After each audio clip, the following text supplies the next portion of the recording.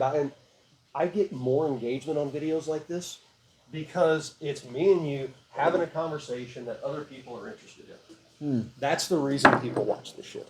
I got you. And if there's anything from any of this that you want to cut out clips of what you're talking about and use it on other shit, your social media, do it. Well, I was going to tell you that one of the things you might want to give a try. It's a strategy that I was kind of following. I haven't done it myself, so I don't know. But they take little interviews.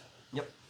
Of like Elon Musk or Jeff Bezos, or pick any big name, Yep. Warren Buffett, where they answer like one or two sentences. It's just their face. They're answering the question. Like they don't even have, you don't give the question. Like they're just answering. So it's maybe 3, 7, 12 seconds, right? Yeah. They'll put that in the front of their video, and then they put their video. I was thinking about that. The first video we did, you were talking about something. Yeah. And in the back of my mind, I'm going to clip this and front load the video with it. Yeah. I forgot what it was, but yeah, that same idea. Yeah, that's some pretty powerful. Supposedly that helps get people to engage. Yeah, like listen. Wait, what did he say? What's happening? And then boom, Yeah. they're in the game, right? Yeah. Like so, it can have it could be a better intro than any other intro. Right. That It's the hook. Yeah, it's the hook. That's what. Yeah. It's your hook. It's them. It's the title, right? And then it goes. So I like it. All right. All right. This one. How are we phrasing this? One of the investment strategies for buying short-term rentals? yeah, you say, hey, I mean, we could say, hey, Chris, you told me about a recent trip that you took, where you learned about a specific strategy that people are employing, or whatever you want to employing. All right. Yeah. Okay. Cool. Ready to roll? Sure. Hey guys, Chris Peshek, broker associate at Peshek Properties. This series is all about short-term rentals. If you own short-term rentals, this may be some more new information for you. We're talking about everything A to Z short-term rental, starting with lending. We're going to get into management. We're going to get into maintenance. We're going to get into numbers and actually diving into numbers and analyzing properties and stuff. But on this one, I've got a good buddy of mine, Chris Motaw here, mortgage broker extraordinaire at Palm Lending. Financier. Sorry, I'll get it right by the third or fourth video. We're sitting in Chris's backyard right here in Hell's Kitchen, Dripping Springs, Texas, at 105 degrees. Yeah. Drinking coffee because we're idiots. But we're just talking about the financing side. He does short-term investment properties. If you hadn't caught the other two videos over here, this is the third in this installment. Okay. And so far we have covered kind of what started with short-term investment rentals or lending and kind of where that's gone. And then we've talked a little bit about the qualification requirements and stuff. But on this one, what we're going to do, we are going to jump into, now this was not in Central Texas. You took a trip recently. Yep. And you were talking to, and this was news to me. Everything that I do, my real estate that I sell is in Texas. My property is in Colorado, but I've never heard of this strategy that you found. You were talking to a realtor in another market. Yep. And this market's not necessarily known for cash flow. Right. Like there's some there, but for the most part, it's absorbed by maintenance fees and stuff like that. Yeah. Okay. But so dive into what this investment strategy in short-term rentals looks like. Okay. So it was kind of surprising, honestly, when I heard about it for the first time. Blew my mind that there's no cash flow. I'm like, why are people doing this? I know. It is insane. But anyways, in this particular market, the way the game is played, it is a 9-year strategy. Okay. And it's like you walk in the door day one knowing that you're making an investment that you're not going to touch for 9 years. And you're going to take that investment and you're going to Forex it, right? And so the strategy is simply this. You buy the first house, the first property, right? It's in a vacation hotspot, right? There, everything starts at about $1 million. So 30% down, $300K. First initial investment, $300K. You know that's what you're doing when you walk in the door. You walk in the door, $300K just to get in the door. Play the game, right? So now you're in at $300K year one, right? House rents out, short-term rental for 3 years. Okay, the appreciation is anywhere from 7 to 10% is kind of the average for that market. Okay. There are markets, and it has been much higher recently, but let's just plan on average. Yeah. just for argument's And for sake. round numbers, let's call it 10%. Okay, we can like, do 10%. guys, it could be 5%. But at the end of the day, let's just use a round number, something that's been average for the last decade. Yep. And so the game the game and how it's played is the initial investment of $300K. At the end of 3 years, the property has appreciated. You got your cash flow has come in. Your cash flow has paid the mortgage on the property for the 3 year period. It's also afforded you a free vacation, in essence, a 2-week vacation every year for 3 years. Yep. Okay, so there's that nice luxury benefit, right? And then you sell that house, okay? At a 30%. At a 30% increase. equity increase. Now, at the end of the day, you're going to have some fees that come out of Yeah. that. So you're going to net between 20 and 25% of those proceeds, right? You take that same 300 that you initially invested that you're now getting back. With that 200 to 250, Yep. those proceeds. Plus that now gain. you got, call it 500. Yep, and then you just do it again. And since it's 30%, you're buying 1.5 million. That's exactly right. So you're selling 1.2 or 1.3, Yep. buying 1.5. That's right. So you take your equity, you increase your value by 200,000 in addition. In addition, yep. And then you do it again for the next 3 years, right? And then you do it again, you sell that one, you buy another one, just keep reinvesting your proceeds, right? Still vacationing for free, but you're reinvesting your proceeds. And at the end of the day, 9 years from now, you started with 300 and you have a check for your bank account has 1.2 in it, right? If not more.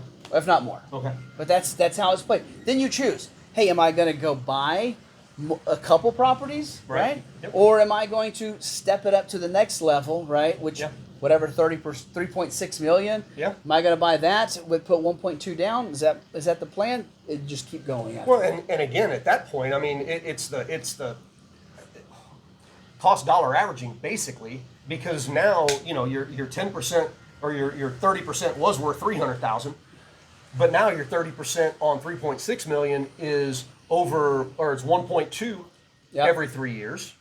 I mean, that's not a bad investment strategy for retirement. No, not at all. And you can honestly, that's the coolest part is because, and I'm not saying 300,000 is not a lot of money. It is a lot of money, but Yeah, at the end it's a of the ton. day, that's your buy-in. That's right. Know that's what you got to bring to the table to get the game going, and you just have to play the game. Like, And it's something that just kind of occurred to me, and I'm like, you don't want to hear this, but I'll say it anyway. Sure. So somebody's 10 years from retirement.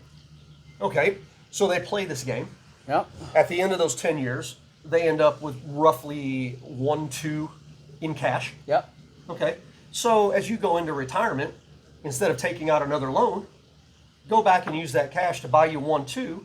Now you've got however much vacation time you want, and now all of a sudden you've got cash flow. your cash flow. Yeah, I mean, even if you want to stay there half the year, that's a great strategy. Yeah, and now you've got, I forget what the numbers were, but I mean, now you still got, call it 80 or 90,000 in cash flow a year. yeah, that is your retirement plan. Yeah, there's your retirement plan. Yep.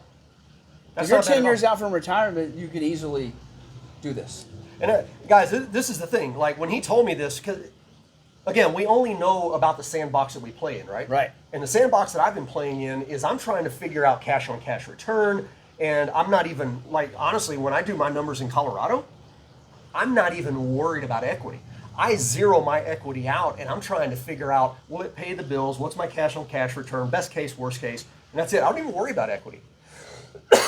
And this was such, from the other side, Yeah. like kind of hitting me in the head going, oh shit. Yeah. There's a different strategy here that I never even considered. Yeah. It's a great strategy. Like you said, 10 years out from retirement, anyone can do it. Well, and the thing is, the only thing that you've got to do is research your locations. Yeah. You've got to know, you've got to have boots on the ground in the places. Because going back to the first video, what we talked about was, hey, if you're going to buy an investment property, a short-term investment property, most people are going to buy in a location that they want to go. Right. Because I want to go to Colorado. I want to spend 2 weeks in the mountains every year. Yeah. You want to go to the mountains or you want to go to the beach. Yeah. You want to spend 2 weeks in either location every Yeah. year. And so that's where people start. But the idea is you better have boots on the ground there to let you know, hey, is 10% realistic? Do I need to plan on 5%? Now my strategy, instead of a 3-year strategy, is a 5-year strategy. Yeah. for each of those. What does that look like? So boots on the ground wise, and I'm going to go ahead and say it. If the place that he's talking about, that market, if that's of interest to you, you better get in contact with him. Yeah. Because I didn't know about it, and I could ask probably 50 other short-term investment people that I know, and they don't know what he just said. At the same time, if you want to buy something in Dripping Springs and you want to calculate, or in Central Texas at all, you want to calculate what that yearly return looks like, call me. That's what I do. If you're looking in another state, I can probably find a realtor in that area too. And again, Chris can lend on all of it, all 50 states. Yep. And I think that's absolutely critical, because the one thing that I did realize when I was talking to that guy was whoever is helping guide you on that, like I can guide on the lending side, no problem. It doesn't really matter where. It's just numbers, right? But location. I know that is so key in real estate. That is 100% true. Because probably 50 miles from where you're talking about, That's not the same. Absolutely. It is there. Actually, I will tell you, on the other side of the highway, less than a mile away, that's not the game. It is there. There. Yeah. There and there only. Yep. Yeah. Well, I mean, you were talking about Port A. Yeah. It's that location in Port A. Yeah. Community. It damn sure ain't Aransas Pass. That's right. It damn sure ain't Corpus. It ain't Corpus. Yep. It's there. That's right. Got to have boots on the ground. Yeah, it's critical. Guys, I've got a realtor in Colorado.